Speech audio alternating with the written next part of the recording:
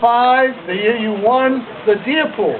Now, he won the deer pool, probably 20 guys hunting, and he got $100 for having a nice buck that was shot in New Hampshire, of course. And then, when they're addressing you, John, when you received your prize with an eloquent speech, you declared that you would use this $100 pool money to purchase next year's Maine license. Of course, in the fall of 2006, you had a loss of memory and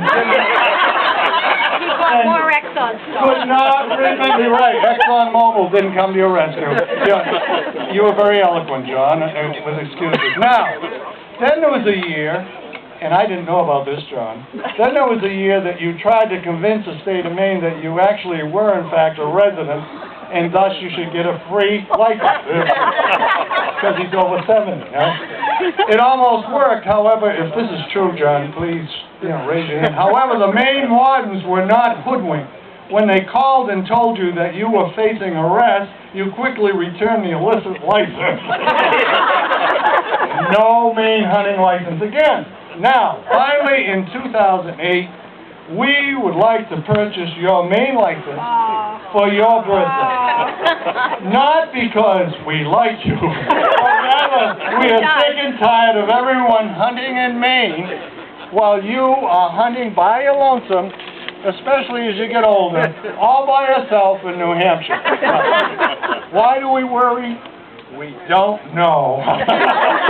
So, this year, when you arrive at camp, we will take you to the Acton Trading Post, which is right near the camp, and we're going to purchase you your Maine hunting license.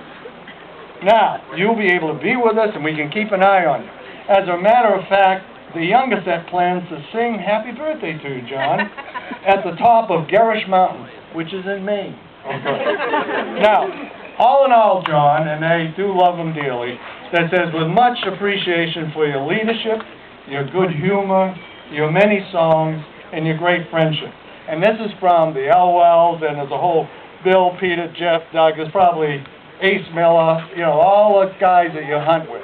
And they just wanted to send their great greetings to you. And they did want to add one more story. I see it here. It says, incidentally, John, you'll always be commended for your originality. They mentioned humor and leadership and friendship.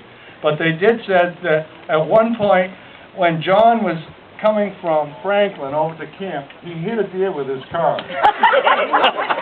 And he tried to put it in the pool. He's an entrepreneurial guy, entrepreneurial, I should say. So that is the message from your good friends, and I would hold them to it. They did say, by the way, don't think we're digging too deep into our pockets for this whole present, because based on the number they're going to contribute, it will cost us $7 a piece.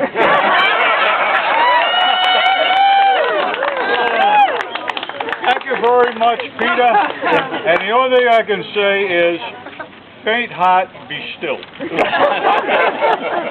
Finally, you're going to be legal. Most of that is true.